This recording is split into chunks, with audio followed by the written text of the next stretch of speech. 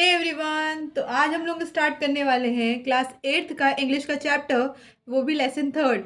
तो चैप्टर का नाम है द अनग्रेटफुल ज्वेलर, यानी कि वो ज्वेलर जो किसी की ग्रेटनेस को नहीं मानता, जो किसी के किए हुए अच्छे काम को नहीं मानता, और हिंदी में इसको बोलते हैं अकृतज्ञता। तो अब हम लोग चैप्टर स्टार्ट करने जा रहे हैं। Hope you like the explanation. If you do like the explanation, please do subscribe my channel and follow it. Okay, so now we were going to start it. Once there was a poor wood cutter, यानी कि एक बार एक गरीब लकड़हारा था। During the rainy season he could not earn money, यानी कि रेनी सीजन्स में वो मनी अर्न नहीं कर पाता था। एक्चुअली होता क्या है, ये जो लकड़हारे होते हैं, ये जब लकड़ियाँ काट के लाते हैं जंगलों से और उसे मार्केट में सेल करते हैं, तो जो उन्हें पैसा मिलता है उसी से वो बेचारे अपने फैमिली वगैरह को चला रहे होते हैं। ठीक है।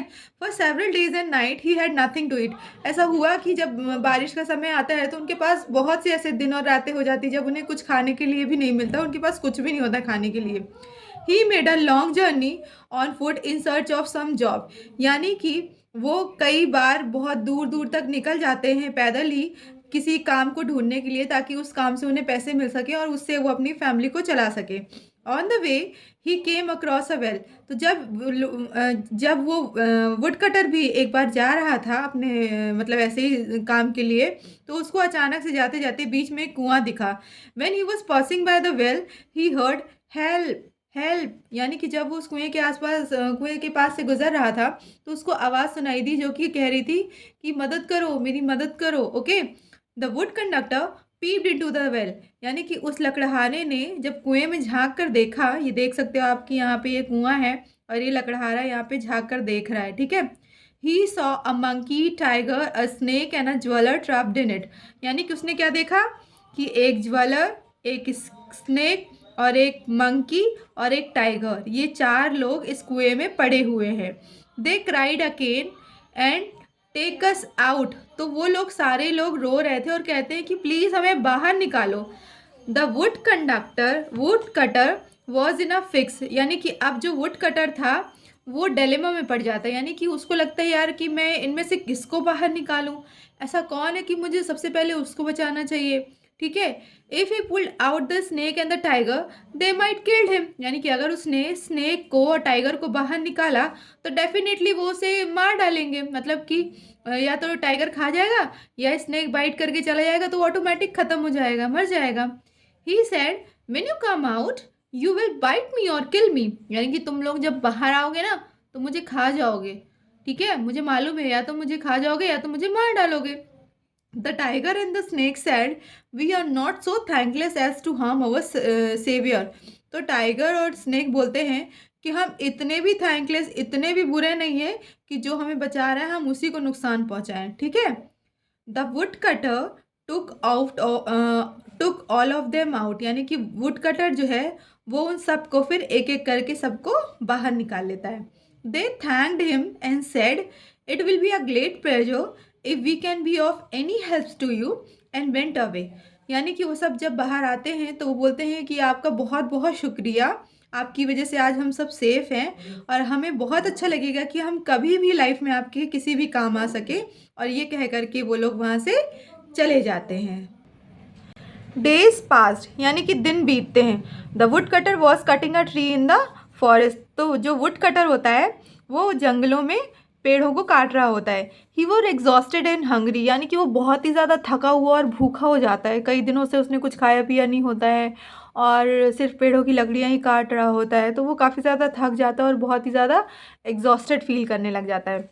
He stop near a tree, यानी कि वो एक पेड़ के नीचे रुकता है। The monkey saw him and drop some fruits for him, यानी कि मंकी उसको देखता है, ओ ये तो वही वुड कटर है, तो वो क्या करता है कि पेड़ों से कुछ पके हुए फलों को उसके ऊपर गिरा देता है, मतलब उसके पास गिरा देता है कुछ मीठे मीठे पके हुए फल। The wood cutter ate him to his heart content and felt full of energy, यानी कि वुड कटर जो होता है वो उसे आराम से खाता है और उसका दिल बहुत खुश हो जाता है और वो फिर से वापस से पूरी एनर्जी यानी फुली एनर्जेटिक फील करने लग जाता है। He started his work again, और दोबारा ही वो उतने ही जोश से वापस से अपने काम को शुरू करता है। While coming back he met the tiger, जब वो वापस आ रहा होता है लकड़ियाँ लेकर के तो उसकी मुलाकात उसी टाइगर से होती है जिसे वो बचाता है। The tiger presented him a set of gold ornament. और फिर टाइगर ना उसको देख करके वो क्या करता है कि एक गोल्ड ऑर्नामेंट का पूरा सेट दे देता है उसको। गोल्ड ऑर्नामेंट मतलब कि गोल्ड की कोई ज्वेलरी वो वुड कटर को दे देता है as a gift. The wood cutter thought my worries are over. अब वुड कटर को लगता है कि मेरी जो भी चिंताएं थी अब वो खत्म हो चुकी हैं। I shall sell the gold and get money, यानी कि मैं सोने को बेचूंगा और इसके बाद जो भी पैसा मिलेगा उससे मैं अपना फैमिली को और अपने आप को अच्छे से सर्वाइव करा सकता हूँ, अच्छे से जी सकता हूँ। I had spend my life easily and comfortably, यानी कि मैं अब अपनी ज़िंदगी बड़े ही आराम से और बड़े ही सुकून के साथ बिता सकता हूँ। इस गोल्ड को बेचूंगा, जो पैसा आएगा उसके साथ मैं आराम से अपनी लाइफ एंजॉय करूँगा। He went to the jeweller to sell the ornaments. अब वो क्या करता है कि वो गोल्ड ज्वेलर के पास जाता है उन सारे ऑर्नामेंट्स को बेचने के लिए। Okay, the jeweller at once took the ornament and went straight to the king. अब ज्वेलर ना उन ऑर्नामेंट्स को लेता है और सीधे वो राजा के पास पहुंचता है। He said to king, your highness the lost ornament of the princess has been found. यानी कि वो किंग से बोलता है कि मेरे मालिक, योर हाइनेस यानी कि मेरे मालिक, जो प्रिंसेस के गुमे हुए ज्वेलर थे, जो भी मतलब उनके ऑर्नामेंट्स थे, जो भी उनके जेवरात थे, वो मैंने ढूंढ लिए हैं। The poor wood cutter was arrested and put in prison. यानी कि जो गरीब बेचारा लकड़हारा था उसको अरेस्ट किया गया और वापस से मतलब उसको फिर जेल में डाल दिया गया। He thought of the ungratefulness of the jeweller and thought of the snake. यानी कि अब वो क्या करता है कि वो जो ज्वेलर है उस ज्वेलर के बारे में सोचता है कि वो ज्वेलर कितना गंदा था, कितना अकृतज्ञ था। मतलब उसने मैंने उसको ज्वेलरी दी तो उसने मुझे पकड़ा दिया। फिर उसके बाद वो सोचता है स्नेक के बारे में। And the snake appeared at once and said. अब जो है जैसे ही वो स्नेक के बारे में यानी सांप के बारे में सोचता है तो अब सांप उसके सामने आ जाता है। सांप आकर कहता है, I will bite the queen and she will not recover unless you touch her forehead with your axe and in this way you can win the king's favour. अब उससे स्नेक कहता है कि मैं एक काम करता हूँ प्यारे लकड़हारे, तुम सुनो, मैं जाता हूँ क्वीन के पास और उसके माथे पे यानी उसकी फोरहेड पे जा कर के मैं काट देता हूँ। और तो वो जब तक कि मतलब कॉन्शियस नहीं होगी, जब तक कि वो ज़िंदा नहीं होगी, जब तक कि तुम अपनी कुल्हाड़ी से उसके मत्थे पर टच नहीं करोगे, है ना। इस तरीके से किंग जो है वो तुम्हारे फेवर में आ जाएगा और तुम किंग का मन जीत लोगे। Having said that so the king went away. इतना कह करके जो स्नेक था वो वहाँ से चला जाता है।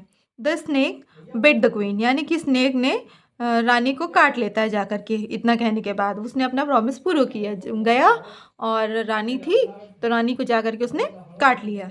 The cloud of danger loomed over the life of the queen, यानी कि क्वीन के लाइफ में अब खतरे की जो वो थे ना, खतरे के जो बादल थे वो घूम रहे थे। यानी कि जहर यार, किसी को भी स्नेक काट ले तो लोग डर जाते हैं।